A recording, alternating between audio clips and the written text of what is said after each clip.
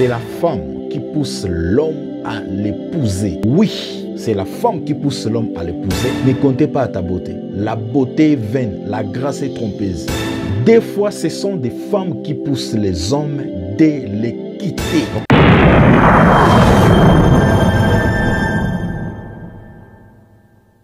C'est la femme qui pousse l'homme à l'épouser. C'est un sujet très important. Avant d'arriver au mariage, tu dois devoir passer par l'étape de la fiançailles. Numéro 1, nous allons voir la définition du mot fiançailles. Fiançailles, c'est-à-dire promesse mutuelle de mariage, faite avec une certaine solennité. Période qui s'écoule entre la promesse et le mariage. Voilà la définition du mot fiançailles. Numéro 2.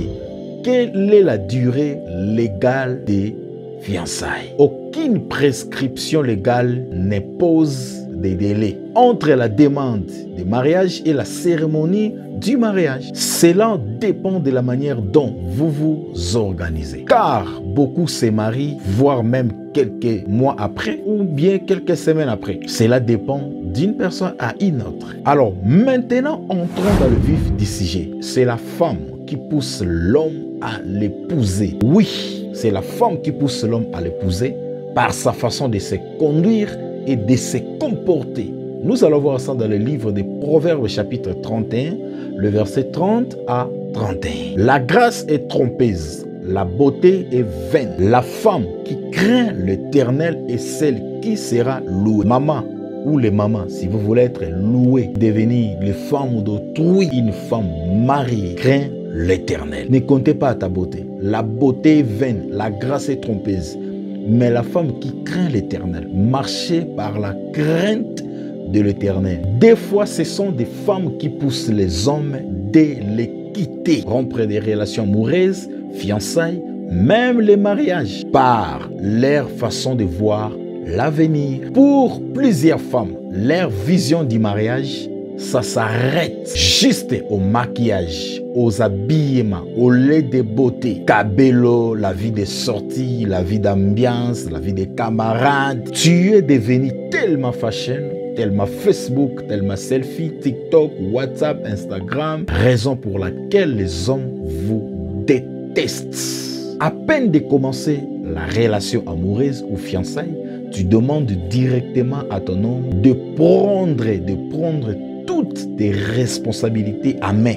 À peine de commencer, tu es juste un simple proposant ou fiancé. Mais si tu commences déjà mal comme ça, mais c'est grave. Alors, le jour où tu seras marié, tu vas demander la parcelle. Le jour où tu vas mettre au monde, tu vas demander l'avion. Respecte-toi. Donne-toi du poids. Je répète.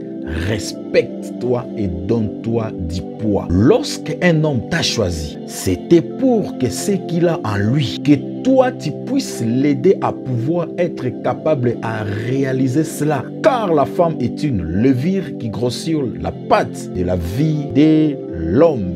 Vous êtes très important, les mamans. Il faut commencer à dire: depuis que je suis dans la vie de cet homme a changé, a réalisé ou a accompli de grandes choses à travers moi. C'est comme ça. Là, tu seras une bonne femme qui sera louée comme dit la Bible. Ne sois pas coléreuse, impolie, envieuse, sans tendresse, sans affection. Les hommes vont vous détester.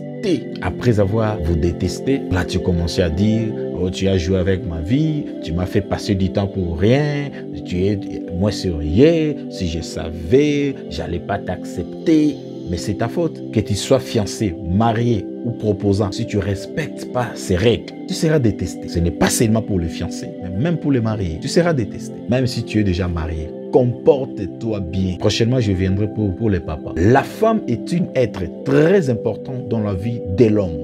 Selon Genèse 2:18, il n'est pas bon que l'homme soit seul. Mais quel genre de femme est-il?